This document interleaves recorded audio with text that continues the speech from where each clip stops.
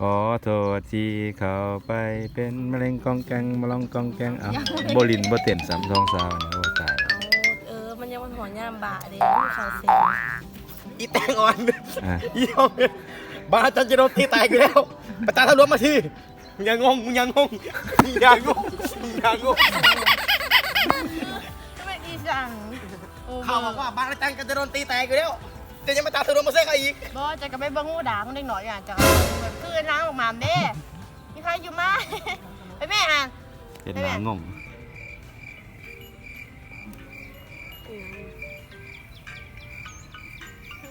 เก่งเขา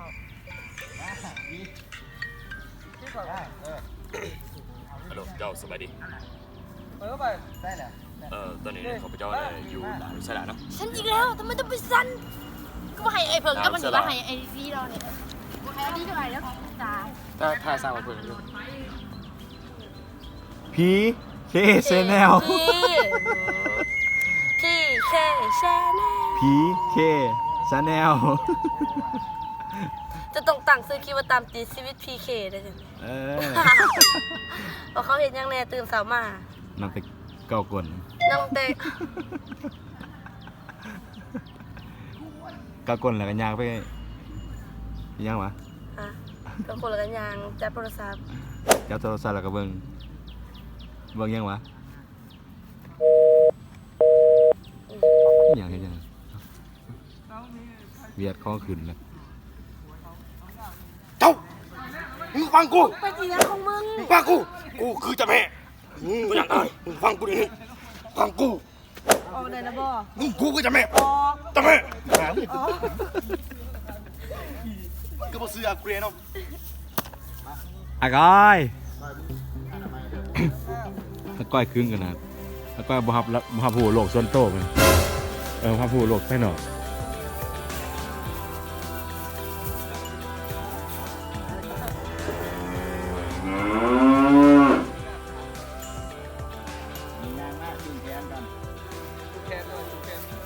จุดแขน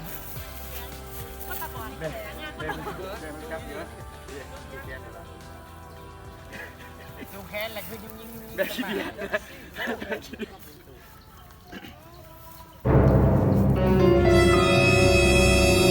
เป็นอะไรอกหักใช่ไหม อกหักไม่ว่าทำไมได้รักก็บ้ายังไม่ได้หรอ แล้วคุณล่ะ ผมกำลังมีความรักหน้าตา no เบ่งบานมากเลย นี่แล้วคนมีความรัก นี่อะไรก็มีความรัก นี่คนมีความรักกันบ่ก็มีความรักเข้าไปตรงกันนี่เหรอ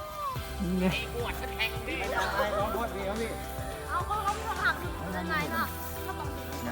นั่งไม่หรอมึงอย่าทานด้วยสินั่งไม่หรอเตะหัวจะมาใครในก้นก้นแหละก้นแหละ ยังเท่าไหร่นี่ มีแล้วบอกมันไปบาดพัก ยางเอามือแกงมันอ่ะอันนี้คนเราปากถือว่ามือยังจับ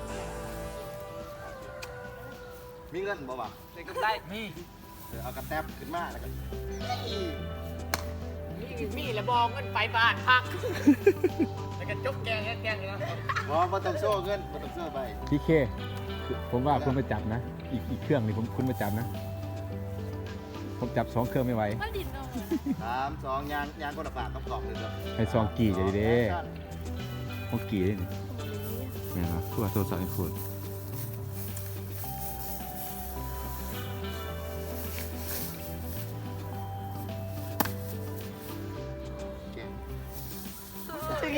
จับแต่เอามาก่อนบ่คือตัวอันนั้นจับแบะ จับเบะ ยืนก่อน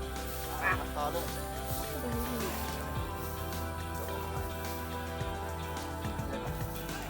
โอ้เบื้องล่างนี่นะครับ กระบอกนั่นเลยสิ มีแล้วบอกมันไปบาดพัก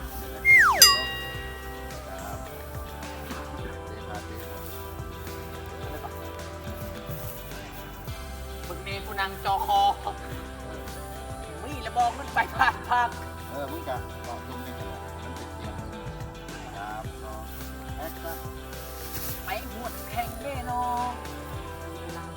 มาฝากอยู่นี่ก่อนเนี่ย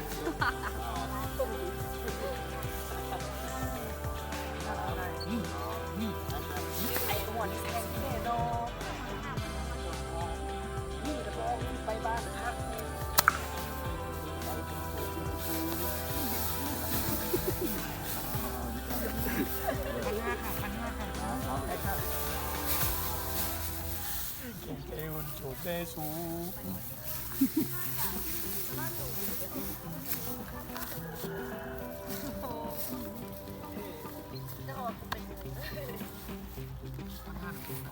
มักเวียทาข้าวสากเมืองหนามันเนี่ย จำแพ่นเอามาอวดคัด มักเวียเบิดปัญญา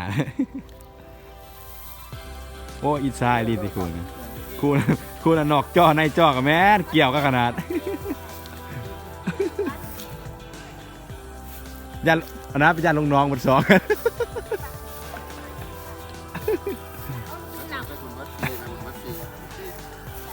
ของเก่า ไอ้พลังเป็นผู้กำกับไอ้พลังเฮา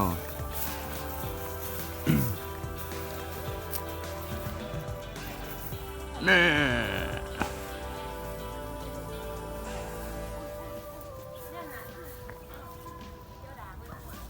อันยืน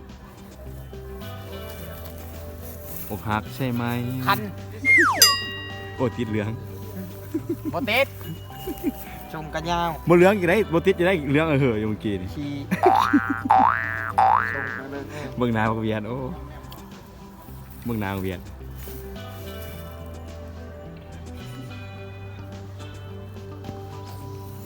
มันมาแล้วมันมาพี่เขามาแล้วพี่เขามาแล้วพี่เขามาแล้วพี่เขาเวียนมาแล้ว เขาบอกเจ้าปตาทับหลวงมาบางอาจารย์จะโดนตีแตกอยู่แล้ว กินตัวไหนมาคุณกินตัวไหนมา ขวด จะถูกครับผมมาเสืออยู่ตรงนี้ตาจะพาไป ไม่นี่จะพอเจอแล้ว หมูจะมาหาน่ะ ไม่เคยรู้ว่าเต้ อันนี้มายืนแนบตากัน โอ้โหงูเหี่ยวคุณอยากสัมผัสเหนียวงัวไหม ไม่นะผมว่ามันเป็นเหมือนช็อกโกแลตหรือว่าน้ำตาลทรายนะ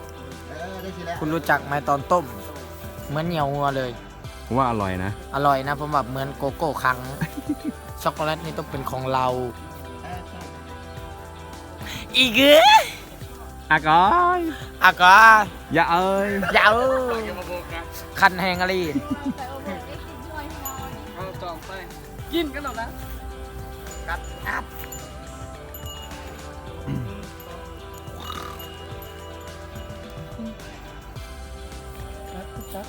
มันกำมันไก่ มันไก่พวกไอ้เจ้าไปไม่ใช่ไก่เนี่ย มีการหึงเกิดขึ้นในกองถ่าย มีการถึง มันไก่มันถือตั้งขึ้นด้วย รู้ไหมคนใคร ไอ้ตัวจะพอว่าไอ้อีปูแสดงว่าเอก 2 แล้วก็อันนี้เพื่อนว่า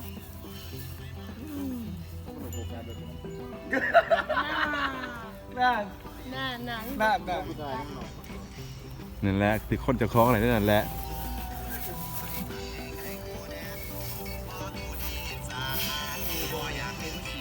คนฮักกันแต่ผมรู้ดีเนาะบอกมือตาบอกกูยังโสดอยู่กูแล้วว่าชู้ฮักกันต้องปานนั้นก็ได้ดอกชู้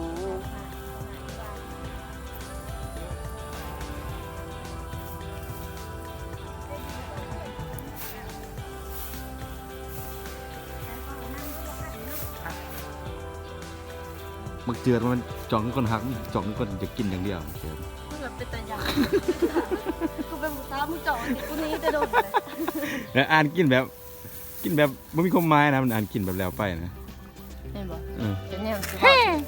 สิบอกให้เด้อคันว่าไผที่ว่ามีปัญหาที่ว่าจีบสาวแล้วมันบ่ติดเฮียบ่ติดสิบ่ไปที่ไปเฮาเขาซกทองปึ๊บไปเขาน่ะปั๊บมื้อมาเป็นแฟนกันเลยมื้อมา มือต่อมาไปส่งเขามึง โอ้คัน อันนั้นนั่งอยู่ที่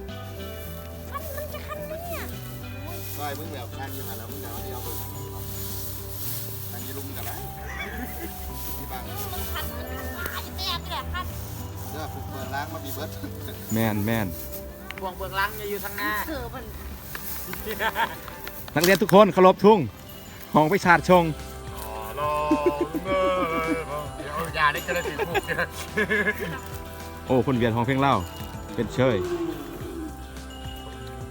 อันนี้ห้องหมอลำเนี่ย ปล่อยเอ้ยคัน ตะก้อย ตักไป ยังพูดเหรอขั้นลบ ขั้นยัง ใส่ข้าวยังจมใส่ข้าวสัน ถามนี่ขั้นยัง ว่าขั้น ขั้นยัง ขั้นหลัก ขั้นหลังบ่ทันมา ขนาดก่อน อันหนาไปก่อน มึงเดียวมาแล้วมึงจะลุกมาหายืนทีเลยอะไรดิขึ้นลุกขึ้นมายืนอยู่นี่อะไรสิ ถ่ายอีกครับ จมไปละตายหมดเก่งใจกูยัง ไป บอก บอกแกเขาโชว์จากนี้ ลงไปนานขึ้น ขาดจะมือขาดอะไร อ้าวโชว์พนัก คือแล้วมึงจะพังเสียน โซพนาโทรมาบ่ ฮัลโหลลุงโช กู ว์ ก็บอกกูเป็นทุเรศแท้ เสร็จแล้วมาเลยเสร็จแล้ว กูคืออะไรกูทุเรศแท้มึงบอกขาดจะมือ อยู่ล่างหอ กูว่าแล้วมันเป็นแหละมันเป็นแหละ ฮะ เป็นขี้ฮิตมันเป็นขี้ฮิตมันบ่กล้าจับ เอาไม่ใช่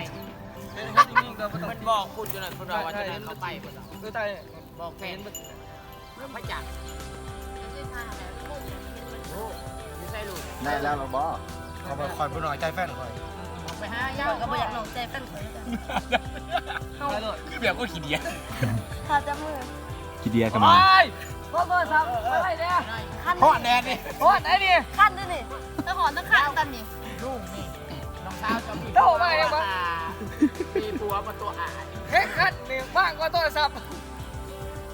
เอาเลย3 2 แอคชั่นเดี๋ยวผ่าเลี้ยวที่เอาไหม3 2เลี้ยวมา เกรงใจอากายนะ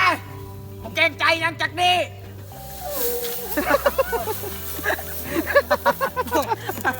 มันลิ้นใหญ่เว้ยมันลิ้นใหญ่มันลิ้นใหญ่ ฮอลลีวูดเนี่ยมัน มันลิ้นใหญ่เว้ย นี่ทำฮอลลีวูดเนี่ยมัน ลิ้นแบบพวกเก่งใจพวกแต่งตัวดีมาดิ ขั้นเลย ลิ้นใหญ่ขนาดลิ้นแบบพวกเก่งใจพวก เขาเบิ้ลเลยขั้นเบิ้ลเลยแบบนี้ อาจจะว่าบ่ได้บ่ได้ซ่าแล้วลิ้นใหญ่ดีเว้ย ลูกออกนั่งไหม อาก้อยคุณสะใจไหม สะใจมากเลยผมแรงชิวเขานะเขาชิวเตะซุยไปเบื้องหลัง เอาพี่ทำอย่าง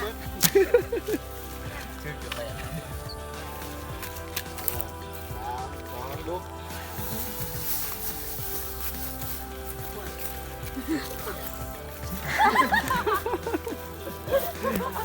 นั่งไหมมาเถอะ มาทากเกาะไม่ใช่สิงาน ได้เห็นเอซุยตัวจืดปาก เด็กกันคอมาหรอนะ มาทากเกาะเดี๋ยวมึงกองเอาไหม มึงอย่าคิดอะไรคิดเผลอเมื่อกี้มันยักษ์กอก เทคที่3มา 3 2แอคชั่น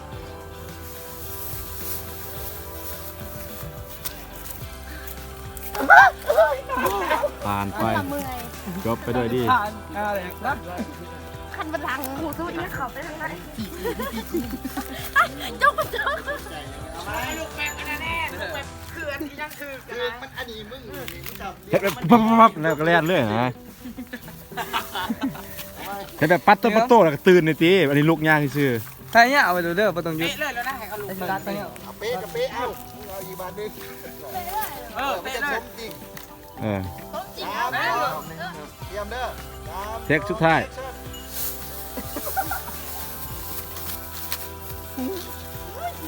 โอ้ อุ้ยกูเหยียบน้ำพอ